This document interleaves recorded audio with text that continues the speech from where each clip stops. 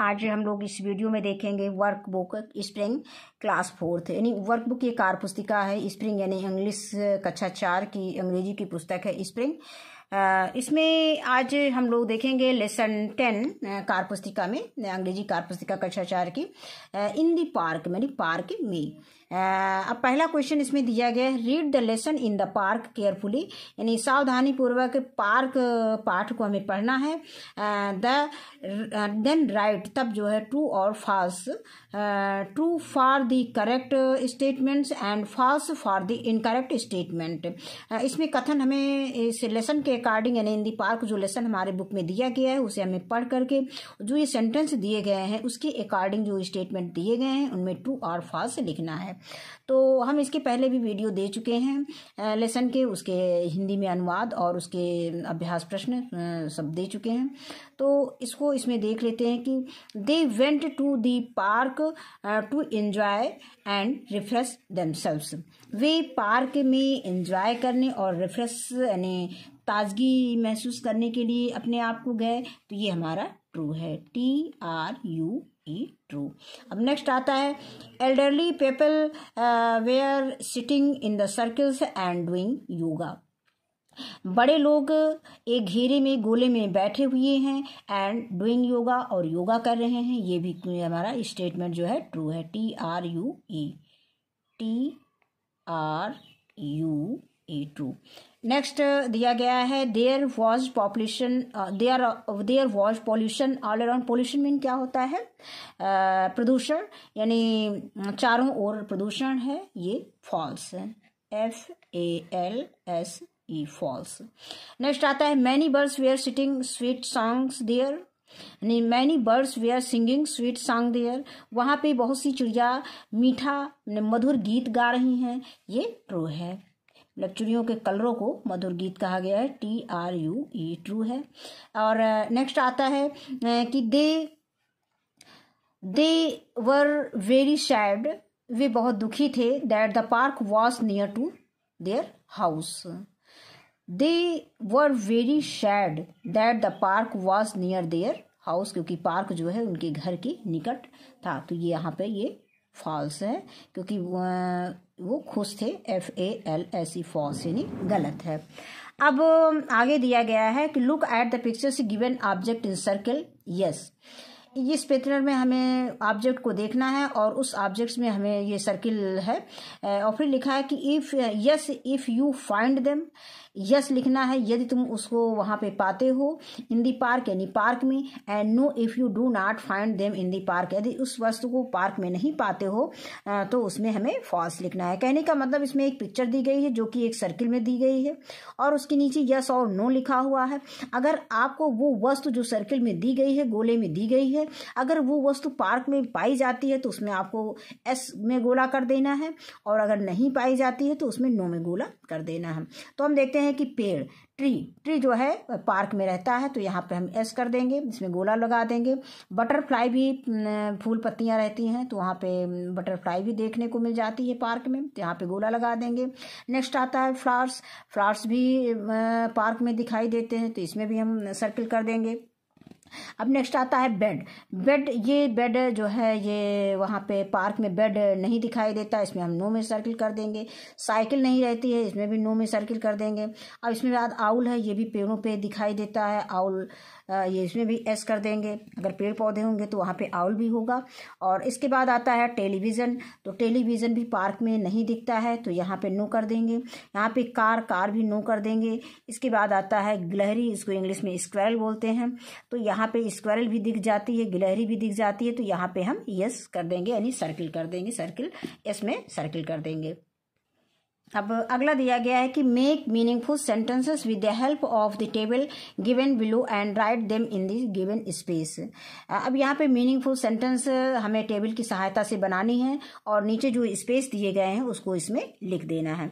जैसे एग्जाम्पल है, जैसे कार्तिक वॉक हिज डॉग, नहीं Kartik walk with his dog, Kartik अपने कुत्ते के साथ टहलता है। फिर है Roshni runs with the friend, या हम लिख सकते हैं कि Roshni rides with their with a pencil, यानी Roshni writes with a pencil, Roshni जो है पेंसिल से लिखती है। या लिख सकते हैं कि रोशनी रन्स विद देयर पेरेंट, वो देयर सिस्टर, अपने मतलब रोशनी जो है अपनी बहन के साथ जो है दौड़ती है। तो इस तरह से हम इन सेंटेंस को बना लेंगे। तो ये हमने लिख दिया है सेंटेंस सही। इस तरह से लिखेंगे, Kartik walk with his dog, Roshni writes with a pencil, Roshni runs with her sisters, Meena go with their parents, Raju and Riya work with their parents, he go with their grandfather, और फिर they go with their parents, they go with their parents. और next आता है they sings with her sisters, यानी वे अपनी बहन के साथ गाते हैं। अब अगला आता है, इसमें आगे का है क्वेश्चन नंबर 4 है, you have already read the lessons in the park, आपने पहले ही इस लेसन को पढ़ लिया है इन द पार्क, यानी पार्क में। Now tick right the correct answers and the questions for the questions given below. तो इसके लिए हमें जो करेक्ट आंसर दिए गए हैं उसमें हमें मतलब जो क्वेश्चन के आंसर जो है सही से टिक करने हैं। तो who decided to spend time in the park, किसने जो है पार्क में समय बिताने के लिए ये डिसाइड किया था? तो Alok and his friends, Alok और उसके मित्र ने। अब आगे आता है, where was the greenery all around, कहाँ पर जो है चारों तरफ हरियाली थी? तो इन दी पार्क, यानी पार्क में चारों तरफ हरियाली थी। तो यहाँ पे हम पार्क में क्या करेंगे, सही का निशान लगा देंगे।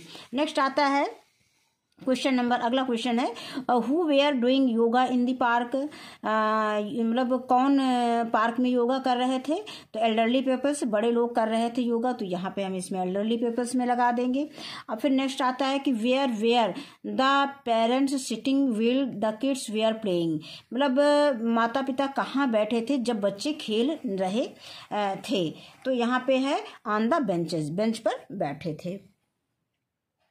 अब अगला क्वेश्चन नंबर 5 है, read aloud the sentence given below, इन वाक्यों को जोर से हमें पढ़ना है। Where do you find the greenery, मतलब इस ग्रीनरी में आप क्या पाते हैं? I find greenery in the park, इस ग्रीनरी में हम पार्क पाते हैं। अब आगे आता है इन सर्कल्स, यहाँ पर मतलब हरियाली है, तो हरियाली में कहाँ पे रहती है, कहने का मतलब ये पार्क में रहती है, तो इसलिए ये बताया गया है। अब आया है encircle the names of the parts of a tree, यानी इसमें पेड़ के पार्ट्स, यानी पेड़ के जो भाग होते हैं उनको इन सर्कल करना, उसमें गोला लगाना है। इन द बॉक्सेस, यानी बॉक्स में गिवन बिलो, जो नीचे दिए गए हैं। One has been done for you, एक इसमें करके दे दिया गया है। तो हम देखते हैं स्टेम, स्टेम मीन क्या होता है? तना होता है, ये भी पेड़ का एक भाग है।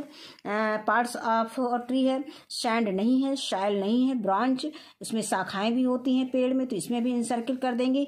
पार्ट मीन बर्तन होता है, पॉन्ड मीन तालाब होता है, लीफ मीन पत्ती, तो ये पेड़ में पत्ती भी होती है। फिर प्लास्टिक नहीं होता है, ट्रंक नहीं, तना होता है, ट्रंक भी लगा देंगे। इसके बाद आता है रोड, रोड मीन सड़क होता है, रिवर मीन नदी होता है, और रूट होता है, रूट मीन जड़ होता है। यानी इसमें इतने पार्ट्स होते हैं। स्टेम होता है, ब्रांच होता है, लीफ होता है, ट्रंक होता है और रूट होता है। अब इसके बाद आगे आता है क्वेश्चन नंबर 6 है कि encircle the name of the part of a tree in the boxes given below, one has been done for you. तो इसमें हमें पौधे के पार्ट्स लिखने हैं, यानी पेड़ के जो पार्ट्स, पेड़ के भाग होते हैं, उन पार्ट्स में हमें गोला लगाना है। तो स्टेम मीन तना होता है, सैंड मीन बालू होता है, साइल मीन मिट्टी होता है, ब्रांच मीन शाखा होता है। तो पेड़ में क्या होती है? ब्रांच भी होती है, तो ये उसका एक पार्ट हो गया, इसमें ब्रांच में हम गोला लगा देंगे। पार्ट मीन बर्तन होता है, पॉन्ड मीन तालाब होता है, लीफ मीन पत्ती होती है, तो लीफ में हम सर्किल बना देंगे। इसके बाद प्लास्टिक की जो पेड़ का भाग नहीं होता है, ट्रंक जो है हाथी का सूंड होता है, रोड मीन सड़क होता है, और रिवर मीन नदी होता है, और रूट मीन जड़ होता है। तो जो जड़ भी जो है पेड़ का एक भाग है, तो इसमें हम जड़ में निशान लगा देंगे।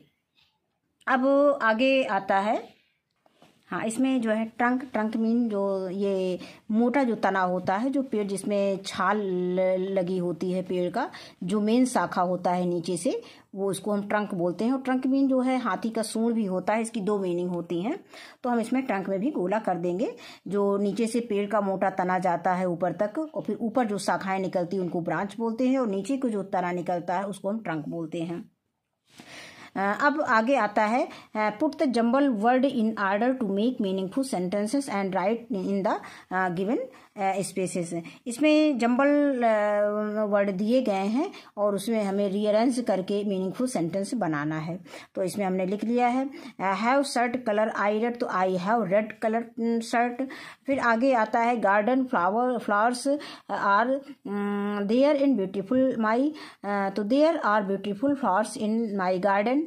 आगे आता है, बास्केटबॉल हिट द बॉय, तो the boy hit the basketball. अब डी आता है, makes a doctor better feel me, तो इसको हम रीअरेंज करेंगे तो ये आ जाएगा कि a doctor makes me feel better. और फिर है, एम आई स्टूडेंट, तो इसको हम लिखेंगे आई एम अ स्टूडेंट। तो ये लेसन हमारा, इसके बाद एक और दिया गया है, इसी लेसन में एक थोड़ा सा दिया गया है माई स्कूल के बारे में, एक पैराग्राफ दिया गया है। ये स्कूल दिखाया गया है, इसी के विषय में नीचे कुछ सेंटेंस दिए गए हैं, कुछ वर्ड्स बॉक्स में दिए गए हैं और हमें उनको कंप्लीट करना है। तो दिया गया है कि complete the composition by choosing the correct words from the box. इसमें हमें जो है, इसको जो बॉक्स में वर्ड दिए गए हैं इनको चूज करके हमें जो है सेंटेंस को कंप्लीट करना है।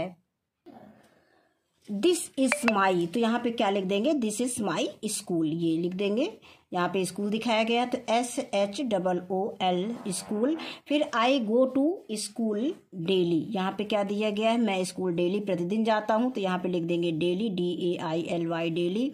फिर है आई, फिर डॉट गो टू स्कूल, यानी I love to go to school, मुझे स्कूल जाना पसंद है, तो यहाँ पे हम लिख देंगे लव, यानी मुझे स्कूल जाना अच्छा लगता है।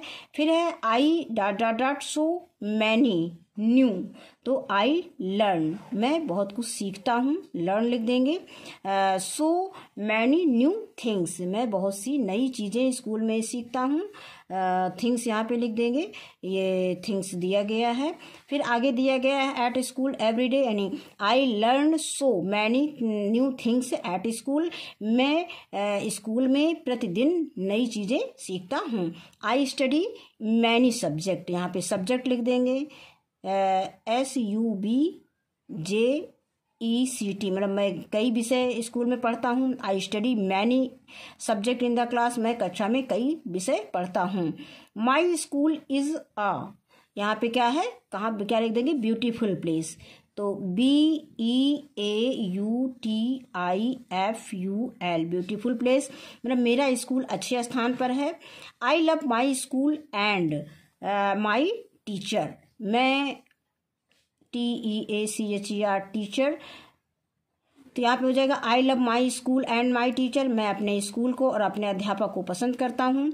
आई एम, तो ये हो जाएगा प्राउड, लास्ट बचा हुआ हमारा प्राउड, तो यहाँ पे लिख देंगे proud, PROUD, proud of my school, मुझे अपने स्कूल पर एंड माई टीचर्स, और अपने अध्यापकों पर गर्व है। तो इस वीडियो में बस इतना ही। वीडियो देखने के लिए बहुत बहुत धन्यवाद।